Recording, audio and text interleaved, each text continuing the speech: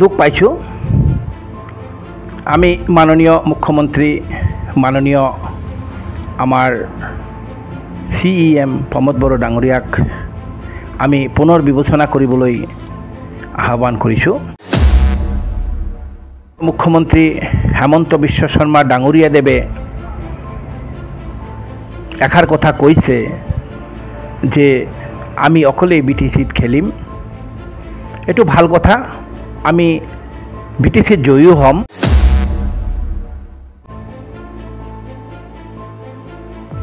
দুখ পাইছোঁ। আমি মাননীয় মুখ্যমন্ত্ৰী মাননীয় আমাৰ CEM প্ৰমোদ বড়ো ডাঙৰীয়াক আমি পুনৰ বিবেচনা কৰিবলৈ আহ্বান কৰিছোঁ। আৰু আমি কৰ্মদক্ষ মুখ্যমন্ত্ৰী হেমন্ত বিশ্ব শৰ্মা ডাঙৰীয়াদেৱক আমি এষাৰ কথা ক'ব বিচাৰিছোঁ যে ৰেওৰাও নাৰ্জাৰী ডাঙৰীয়াদেৱে BJPৰ দলৰ উন্নতি হতে যি কাম কৰি আছিল বা বৰ্তমানো আছে, এয়া BJPৰ কাৰণে এটা শুভ লক্ষণ। আমাৰ মাননীয় মুখ্যমন্ত্ৰী হেমন্ত বিশ্ব শৰ্মা ডাঙৰীয়াদেৱে এষাৰ কথা কৈছে যে আমি অকলেই BTCত খেলিম।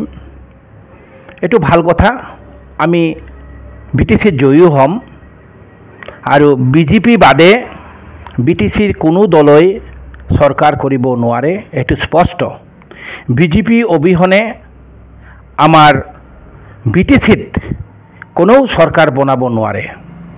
সেইকাৰণে আমি আশাবাদী। আৰু আমি দলৰ কাম কাজ আৰু মেম্বাৰশ্বিপ ড্ৰাইভ আমাৰ বৰ্তমান চলি আছে। আমি গাঁৱে ভূঞে গৈ আছোঁ আৰু আমি দেখা পাইছোঁ এইটো শুভ লক্ষণ। ভাৰতীয় জনতা পাৰ্টিত বিভিন্ন দলৰ পৰা মানুহ আগ্ৰহেৰে ভাৰতীয় জনতা পাৰ্টিত যোগদান কৰি আছে, এই এটা শুভ লক্ষণ। এই সময়তে আগন্তুক আমাৰ BTC নিৰ্বাচনত যাতে আমি জয়ী হ'ব পাৰোঁ, এই লক্ষ্য ৰাখি আমি সকলোৱে কাম কৰি আছোঁ। আমাৰ ৰেওৰাওদা দলৰ হিতাৰ্থে দলৰ উন্নতিৰ কাৰণে ভাল কাম কৰি আছে।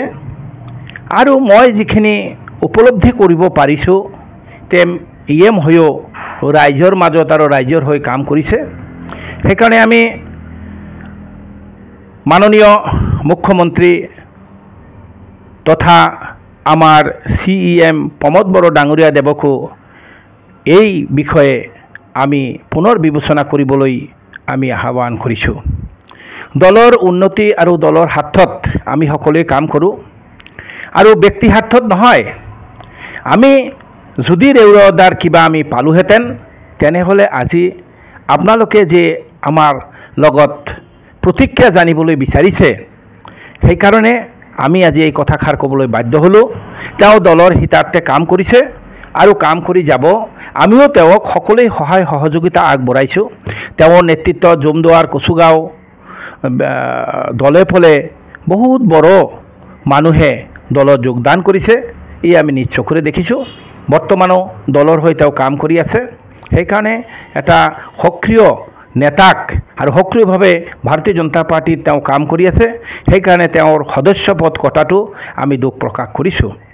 যদি কিবা হৈছে দলৰ মাজত বহি আলোচনা কৰিব লাগে আৰু দলৰ সিদ্ধান্ত চূড়ান্ত সিদ্ধান্ত।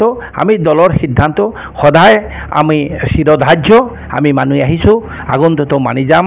সেইকাৰণে মই আমাৰ যেটো উদ্দেশ্য, আমি ভাৰতীয় জনতা পাৰ্টিয়ে অকলে চৰকাৰ কৰিবলৈ আমি কেনেকৈ সক্ষম হ'ম, ইয়াৰে আমি লক্ষ্য ৰাখি আমি দলৰ কাম কাজ আগুৱাই লৈ যাম। আৰু আমাৰ যশস্বী প্ৰধানমন্ত্ৰী নৰেন্দ্ৰ মোদী ডাঙৰীয়াও এইটো বিচাৰিছে, আমাৰ দলত বৰ্তমান মেম্বাৰশ্বিপ ড্ৰাইভ হৈ আছে, যাতে আমি বিশ্বৰ ভিতৰত প্ৰথম মেম্বাৰশ্বিপ ড্ৰাইভ কৰি বিশ্বৰ ভিতৰত সবতকৈ ডাঙৰ দল হিচাপে আমি পৰিচিত হওঁ, এই আমাৰ লক্ষ্য। আৰু BTCত আমি কেনেকৈ চৰকাৰ কৰিব পাৰিম, এই আমাৰ কৰ্মদক্ষ মাননীয় হেমন্ত বিশ্ব শৰ্মা ডাঙৰীয়া দেৱৰো এই লক্ষ্য ৰাখি আমি যথেষ্ট কাম কৰি আছোঁ, মেম্বাৰশ্বিপ ড্ৰাইভ কৰি আছোঁ। আমাৰ ৰেউৰদাও কাম কৰি আছে, আমাৰ ৰাজীৱ দাও কাম কৰি আছে দলৰ হিতাৰ্থে, দলৰ উন্নতিৰ কাৰণে। আৰু দল যাতে আমি আগুৱাই ল'ব পাৰোঁ, আমি অকলে যাতে ইলেকশ্যন খেলিব পাৰোঁ, আমি যাতে আমাৰ MCL জিকাই ল'ব পাৰোঁ, আমি যাতে BTCত চৰকাৰ কৰিব পাৰোঁ, ইয়াৰে আমি কামনা কৰিছোঁ।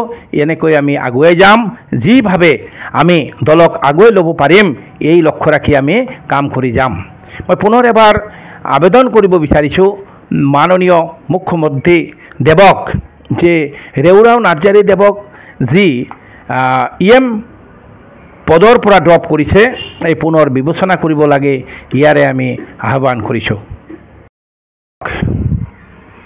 যদি প্ৰমোদ বড়ো ডাঙৰীয়া দেৱে নিজাববীয়াকৈ সিদ্ধান্ত লৈছে, এইটো ঠিক সিদ্ধান্ত নহয়। আৰু যদি এনেকাই হয়, আমি যদি BJPৰ উন্নতি অৰ্থে কাম কৰোঁ, আমাৰ বৰ্তমান মেম্বাৰশ্বিপ ড্ৰাইভ চলি আছে, আমাৰ কামত যদি UPPL দলে ব্যাঘাত কৰে, বাধাৰ সৃষ্টি কৰে, তেনেহ'লেতো মই এইটো শুভ লক্ষণ দেখা নাই। এইটো স্পষ্ট। আমাৰ দলৰ উন্নতিৰ কাৰণে, দল আগুৱাই লৈ যাবৰ কাৰণে আমাৰ দলীয় কৰ্মী আমি সকলোৱে কাম কৰিম। এনেকুৱা ধৰণৰ যদি সদস্যপদ কাটে তেওঁ নিজাববীয়াকৈ, তেনেহ'লে মই ভাবোঁ এইটো ভাল কৰা নাই আৰু এইটো ভাল নহ'ব, এলায়েন্সৰ কাৰণে ভাল নহয়। চাওক, এইটোতো হ'ল ডাঙৰ কথা। আপুনি এটা প্ৰশ্ন কৰিছে যে যদি কিবা সেনেকুৱা ধৰণৰ যদি সংকেত পায়, আমাৰ দলে সিদ্ধান্ত ল'ব। আমাৰ দলে যি সিদ্ধান্ত ল'ব সেই দলৰ সিদ্ধান্তই আমাৰ কাৰণে চূড়ান্ত সিদ্ধান্ত, আৰু দলৰ হতে আমি কাম কৰি যাম, এইটো স্পষ্ট। আমি একো নাজানো, ভাৰতীয় জনতা পাৰ্টি জিন্দাবাদ, আৰু ভাৰতীয় জনতা পাৰ্টিৰ হৈ আমি কাম কৰি যাম। এই দলৰ উন্নতিৰ অৰ্থত কাম কৰিবলৈ যদি কোনো বাধা কোনো যদি প্ৰয়োগ কৰে, সেইটো আমি কেতিয়াও গ্ৰহণযোগ্য বুলি নাভাবোঁ। ভাৰতীয় জনতা পাৰ্টি অকলে খেলিব। ইতিমধ্যে আমাৰ ভৱেশ দাই, আমাৰ ৰাজ্যিক সভাপতি, আমাৰ মুখ্যমন্ত্ৰী মাননীয় ডক্টৰ হেমন্ত বিশ্ব শৰ্মা ডাঙৰীয়া দেৱেও স্পষ্ট কৰি দিছে। ইয়াত যদি কোনোবা মানুহৰ মনত দুখ পাইছে বা অসন্তুষ্ট হৈছে, সেইটো বেলেগ কথা, কিন্তু দলৰ সিদ্ধান্ত আমাৰ চূড়ান্ত সিদ্ধান্ত। দলে অকলে খেলিব, আমি অকলে খেলিম, দলৰ হৈ আমি কাম কৰিম, আৰু ভাৰতীয় জনতা পাৰ্টি জিন্দাবাদ, ইয়াৰে আমি